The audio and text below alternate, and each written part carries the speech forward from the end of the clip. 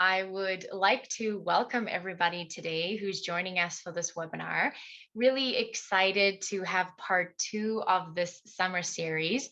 It's awesome to have Alison Graham join us again and share with us how we can take back our summer and control some of the things in our lives that will be able to give us back more time and an opportunity to refocus before the fall season.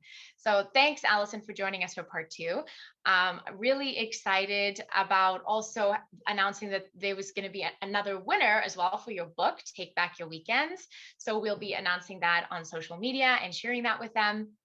So with no further ado, let's get into talking about how we can take back our summer. So just as a reminder to everybody, this is the BBB Power Chat. It's a 20-minute presentation where we interview an expert, and then there's an opportunity for Q&A.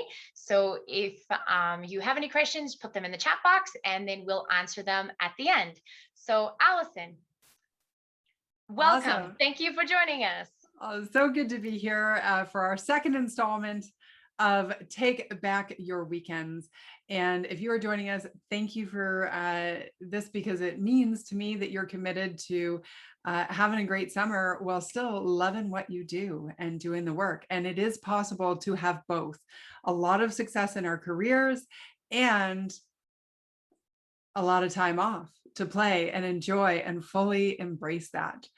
Now, this is a continuation of the beginning conversation that we had. So I'm really going to encourage you, if you haven't yet watched the first in the series, please go back and have a look at that, because some of the foundational concepts I shared in that program, including the ice cube that became the snowman, will be important for today's, although today's will be completely on its own, that will just give you another leg up. So our goal today is to talk about emotionally disconnecting from your to-do list. And what does that mean? It's not to say I want you to not care about everything that you need to get done, because I find the most successful people do care. They are so committed to doing a great job. But what I want for you is that you're not emotionally charged or concerned by what needs to get done.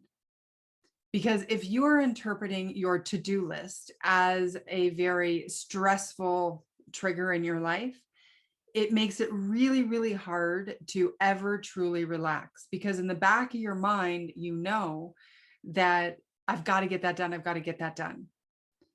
And I'm hearing from professionals, they're feeling overwhelmed. They are, I think the biggest risk right now for many of us who are still working from home, we're not back out into the office space that allows us to have a very specific disconnection between I'm at home and I'm at work.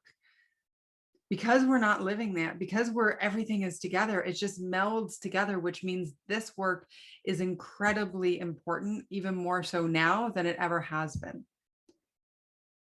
And I know Monica mentioned we're doing a draw for my new book. It's called Take Back Your Weekends: Stress Less, Do More, and Be Happier. And it's not about when you work. Some of us love to work on weekends. Like, I'd be a total hypocrite if I said I didn't work on weekends. I do. However, what I wanted, the book is about how you work. And I want you to have the choice of when you work. I don't want you cramming on the weekends because the work week got away on you, right? And you're just like, I got to get focus time to catch up. You ever been there? No, I want you, like, if you're going to have to work on a time outside of your normal work hours, I'm hoping that it's going to be because you absolutely are in flow and you are inspired to work. It's a big difference. So let's talk about this concept of emotionally detaching. And I remember the very first time I ever said, take back your weekend.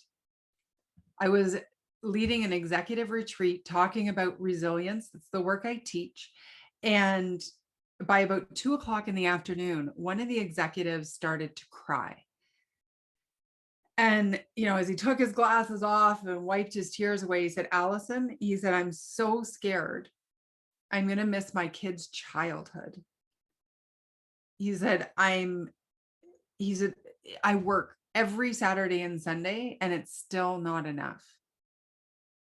And he said, I just like, there's no uninterrupted time during the week. I'm getting pulled in a million directions. So the work doesn't get done, too many meetings, etc. And I said to him, I said, look, it's time for you to take back your weekends. And that's what we did. And I know it absolutely can be possible. So I'm going to share with you a couple ideas. One is one of my favorite core concepts that I teach, that I created. And I created this in a time that was very, very difficult for me. I became so passionate about the topic of resilience and productivity and managing our stress levels and uh, all of that. And I was actually a very specific moment that inspired that. I was in the hospital with my neurologist, sitting across the room with him, and I was crying. And like I say crying, I was actually like ugly crying. You know what that looks like, with a high pitched squeal on top of it. And I was desperate, desperate, because I had a couple years before that had a surgery and things went wrong and caused neuropathic damage on my in my pelvis. And I was like 5 surgeries after, trying to fix the damage from the first. And then there were hundreds of doctor's appointments. And it was just like, it just didn't end. And I don't know if you've ever gone through a point in your life where you just felt like the punches wouldn't stop. You're like, am I a punching bag? Because it feels like the universe is coming at me from all different directions. And that's how I felt. Several people in my life died very suddenly, and I had some injuries, and I was just, there I was. I found myself with this appointment going, you have to fix me. You have to. I can't take it one more day. My physical being is in so much pain. And he said to me something that was probably the most pivotal line in my life. He said, because he had told me at this point, I had to, I would never work full time again. I would never be off medication.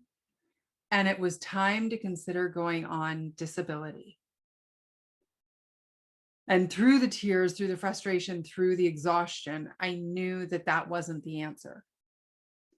And so I pushed back.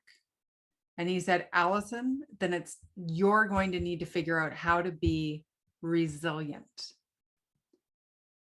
And I was like, I don't know exactly what that means, but I'm going to figure it out.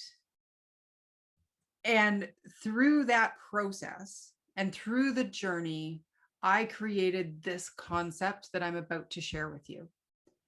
And it was the link that gave me just a hint of hope to figure out, how can I feel a sense of control?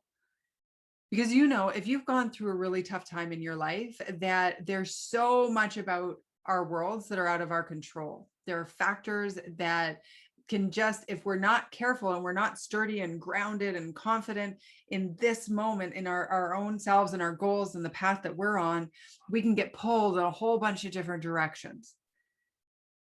And it can feel like you get to an end of the day and it was just a big whirlwind and like you're completely out of control. And this process is what helped me find a feeling of control, even when the worst things were happening. So when we think about stress, when we think about, all of the things going on in our lives, it's really easy as a society, we do this. We actually bucket everything under the word stress. And I don't believe that's accurate. I don't believe that just because something goes wrong or we need to get it done or we have a lot of things that need to happen, that it inherently needs to be stressful. But so if we can sort of believe that on the surface level, how do we unpack it? And here's how we do this. If we had more time together, what I would ask you to do, or if I were doing a retreat with your company or a workshop, I would ask you to write down everything that you're finding stressful in your life right now. So it's the to-do list won't stop. I've got this problem and all of these, I got to get this done and I got to figure this out, and just write that list with no sense of judgment, just being compassionately curious about all the things that might be causing you stress. And we're going to start, if you were just even to imagine those in your mind, instead of thinking them all as stress or problems, instead, what we want to do is look at them as these 3 different categories, as tasks, obstacles, and adversity. Now, I have adversities. You could have one adversity in your life, or you could have many. The formula still works the same way. So here's the difference. A task is something that needs to be done. An obstacle is something that needs to be solved. And an adversity is something that we need to heal. I'll illustrate it like this. Imagine you and I were going on a walk, and we had a goal to go 5 kilometers, and that would be great. That's our plan. We're going to go there. And when we get to the other end, there's, friends of ours waiting with balloons, and they're going to cheer us on, and off we go. And the task is, we're going to meet up in the parking lot. We're going to get out of our cars. We're going to say hello to each other. We're going to walk down the path one step in front of the other. That's the task. Now, if as you and I were walking together, socially distanced, of course, we were walking together and you looked over at me, and I was picking up little pebbles and putting them in my shoes. And I was maybe picking up the odd rock here and there and throwing it in my knapsack, and carrying like a bigger rock and just carrying it with me as we walk down the path. We'd get to the end. I'd be like, oh, that was so hard. My feet are killing me. And you look at me and you go, yeah, but like, you made it hard. And so think about our tasks in our lives. Sometimes, instead of just doing them as effectively and as efficiently as possible, we put pebbles in our own shoes. We complicate them, we dramatize them. And this is where I'm going to point you to the last video where I talk about the ice cube that became the snowman. So critical to really understand that, because we can have more control in our lives. I'm going to show you how the control fits into this when we are just doing the tasks. Now, obstacles are different. Obstacles, we're walking on our path. All of a sudden, we come across a tree that is blocking the path. Now, the path still exists. We just have to figure out, am I going to go over it, under it, around it, blow it up, move it out of the way? What am I going to do with this thing that is an obstacle on my path? Now, getting over it is actually generally not that hard. If we are objective and we look back and we're not emotionally, connected to it, we can actually look at that and go, okay, well, I think the easiest way is to walk over it. Now, in our lives, we don't just walk over the logs. No.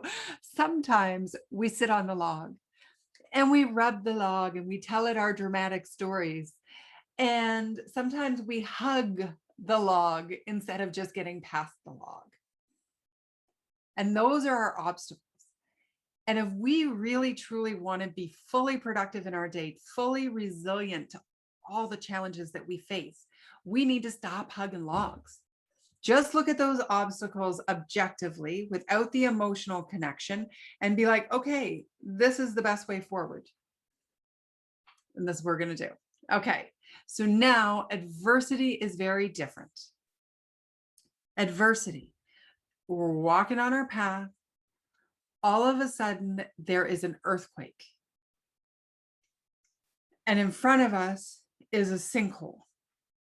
The path we were on no longer exists. So often with resilience, people will say, I want to bounce back. Don't worry, you'll bounce back. I can't tell you the number of times I heard that from doctors and, friends who were like, oh, you're fine, you'll bounce back in those days when I was really struggling with my pain.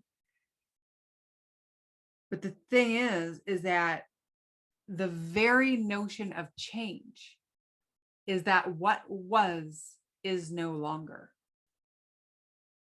We can't bounce back. We have to find a new path forward. And so that's why I say when we face an adversity, we need to heal. We need to have the space in our days in order to process the grief. You can't cheat grief. That's the human experience. And it can feel very out of control, very overwhelming. Especially when our tasks are complicated and our obstacles are complicated. It can steal our capacity on a day-to-day basis to actually heal from the adversities. So now when I say control, please know I'm not talking about being controlling. I'm talking about feeling a sense of contentment, a sense of pride, a sense of I've got this, no matter what punches are coming at me. When it comes to an adversity, we have a very low level of control. It's a catastrophic external force that is out of our control that will forever change the way we know our lives to be.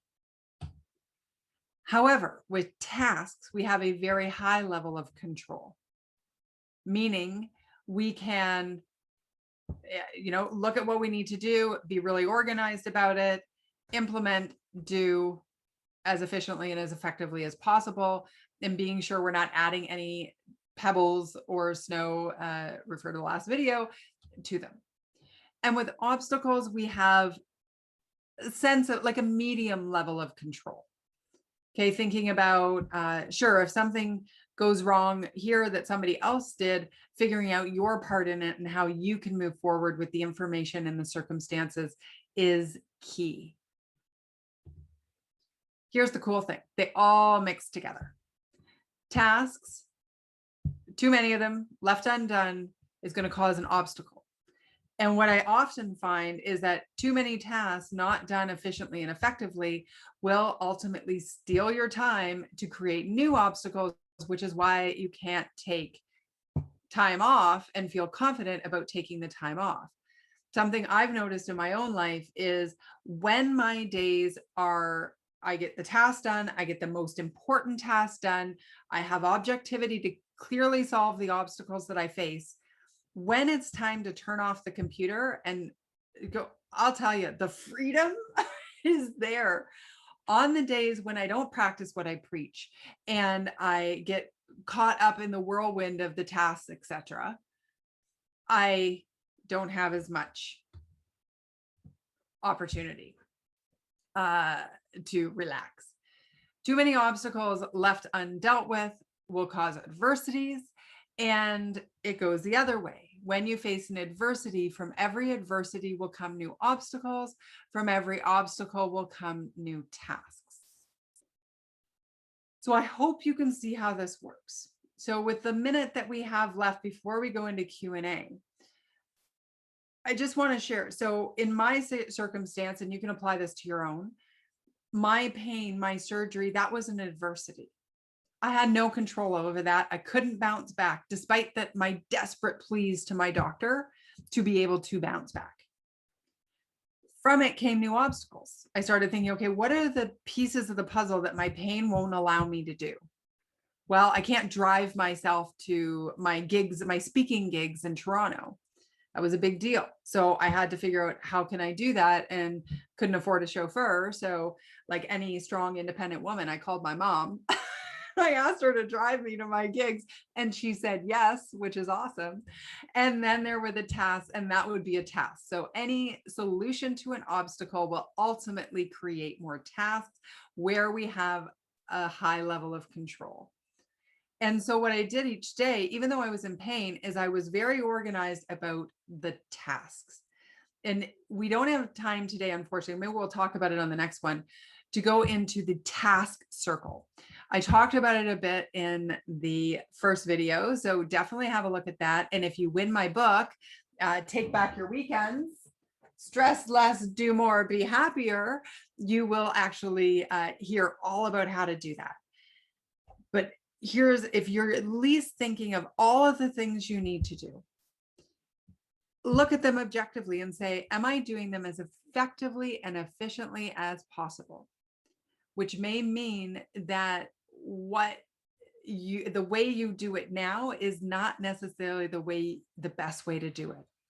And this is everything from like you can go showering, emptying the dishwasher, like just go through your entire day and find all those mundane tasks. And if you can pull a minute here and a minute there and 10 minutes here and 30 minutes there, oh my gosh, you can make your work days so incredibly productive, so that when you get to a point where you choose to take time off and relax, which we need as humans to recharge and do our best work, then you have absolute confidence and belief and know that you did the right thing, that you can relax because you've achieved everything you needed to do on that list. So I hope you got something out of this. This was hugely pivotal for me. I will tell you, I work full time. I am not on pain medication. I deal with all my neuropathic pain, just me and my mental games that I play to make friends with that pain. And I am so passionate about resilience and stress management. And that's why I do what I do. So I hope this will help you get through whatever the tough time is and have a little bit more time in your life so you can take back your weekends, take back your summer, and, take back your life. Don't let that to-do list cause you stress. So there we go.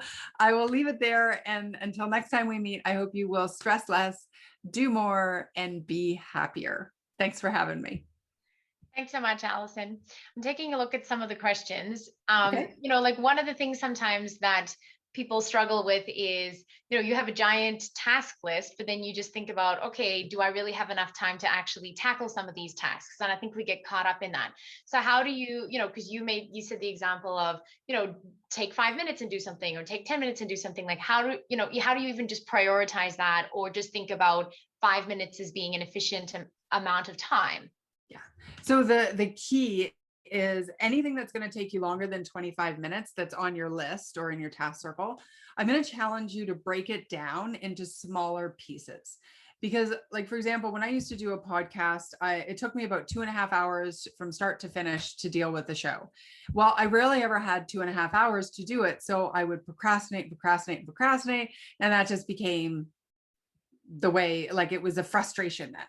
So then what I did was I started to go, okay, well, I've got to do the artwork. I've got to figure out who my interview guest is. I have to set up the Zoom meeting. I've got to, edit the recording, and like just pull all the little things into it so that when you have 10 minutes, when somebody's late for a meeting and you're waiting on a Zoom, you can go to your list and go, oh, okay, there's my 5-minute beat.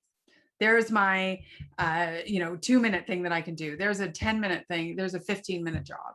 And so that for me has been really helpful. And with my clients, it's like, break those bigger tasks into smaller tasks so that you can just get them done. Yeah. And slowly as you do that more and more, you definitely then get more used to knowing, like, oh, this is like a 2-minute task versus something that I'm going to exaggerate and think it's a 20-minute task. It's funny because actually, if you track your time, you may find that most of the stuff that you do is actually doesn't take you as long as you think it does. It's the preparing to do it, the procrastinating on doing it, the thinking about doing it, like it actually like add to it if you actually time it and you're 100% focused. Like we talked in the last one, using that good stress, right? The goal, the accountability, and the deadline to create bursts of focus and good stress, to harness the good stress, then you can actually get a task done even faster.